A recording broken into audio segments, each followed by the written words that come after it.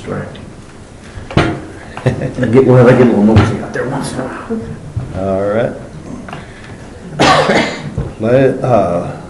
This week we got a new word of the week. If you look up 1 Thessalonians and 1 Timothy there, we're going to review the last week's lesson in just a minute and catch us up with where we left off.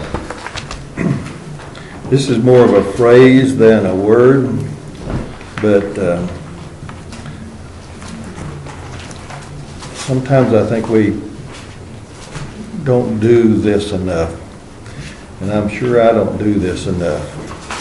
And we have pretty explicit instructions from Paul to do this. Where at? 1 Thessalonians chapter 5, verse 17. You know this verse already. You even got it memorized. Sounds familiar. You might not know where it was, but you know this verse.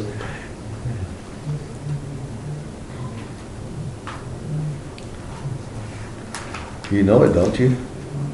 Pray without ceasing. Pray without ceasing. How do you pray without ceasing?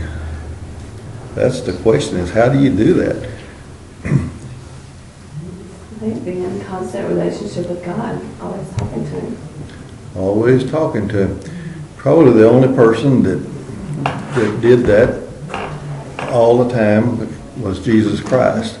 All the rest of us, we get preoccupied with this, with that, and like that. And that's how Jesus was able to live the perfect life, because He was always in contact with the Father. And that's what praying without ceasing, without ever stopping praying. Every time somebody says something to you, think of prayer, Lord. Right.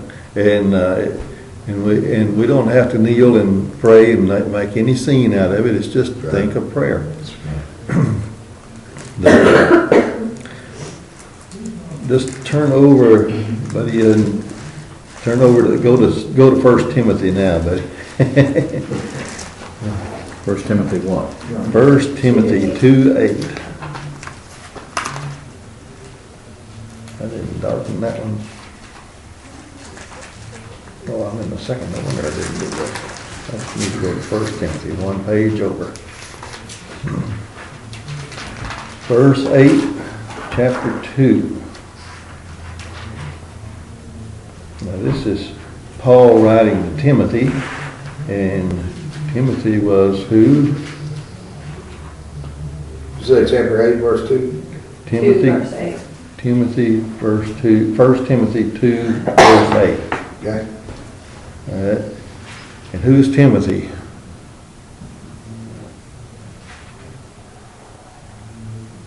Who Timothy was? I don't. Timothy was he was one of Paul's kind of student type people, and Paul writing him a letter to, and he was over in church. I don't remember which church, but he was over in another church, and Paul's writing him a letter, giving him some instructions on how to live and how to guide the church and that sort of thing. It says he became a believer during Paul's first missionary journey. Okay, so he was a convert under Paul's ministry. And what does verse 8 say, somebody? Therefore I want men in every place to pray, lifting up holy hands without wrath and dissension. All right. And the King James says, I will, therefore, that men pray everywhere, lifting up holy hands without wrath and doubting. So what is this word will and this word want that Paul, he wants you to do this?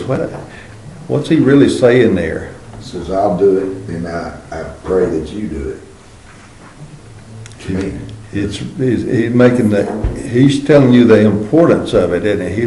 It's so important to pray, and to pray in the proper manner. Don't get mad at God and say, God, I prayed yesterday, you didn't answer my prayer. Don't do that kind of thing, or be angry with God.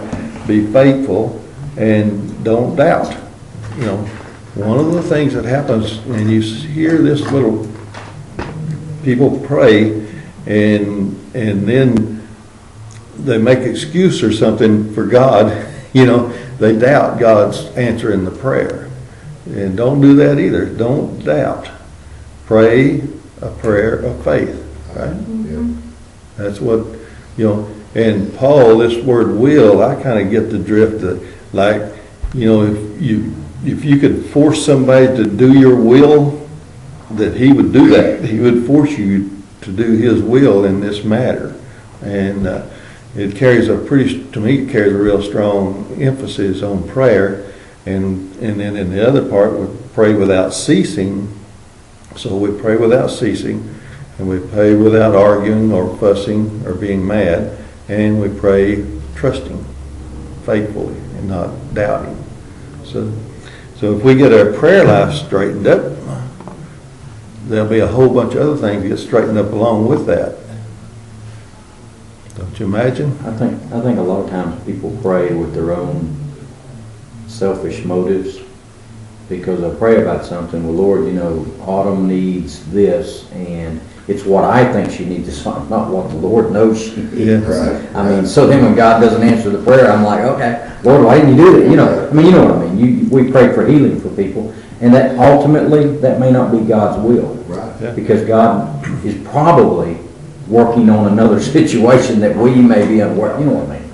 And then in that healing thing, that may be completely out of our realm. Sure. He may heal them when they bring them Well, home. when a person dies and if they're a believer, goes to be with the Lord, they ultimately have been healed. Yeah, that's right. Now, we don't, in our, as Tim calls it, this permanent life that we Yes. think, because we can't see a change, Right. we sometimes think, well, she died or he died and that's it. Right. But the truth is God did heal him. That's right. That's right. We always have to pray and leave our submission at God's feet to Him. We've got to be submissive to Him and let Him do the work, and not us try to manipulate around to cause the work to get done. I think that's why so many people get involved in the church, and then when God doesn't answer their prayers the way they wanted it, then they get mad and They leave. didn't do it my way, Happened. Right.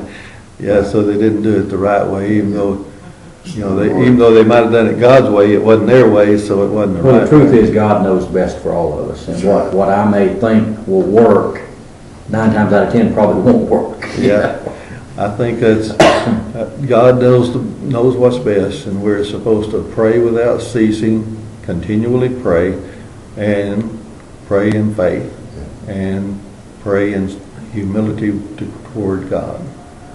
And I think if we can learn to do that, we pray before we study the Word, pray before we study Sunday school, pray before we speak to our children, pray before we do this, and Make pray. major decisions, you bet. That if we can learn to think a prayer ahead and then be attentive, we talked before about listening to God's answer, then be attentive to Him giving us the words to say and the actions to do.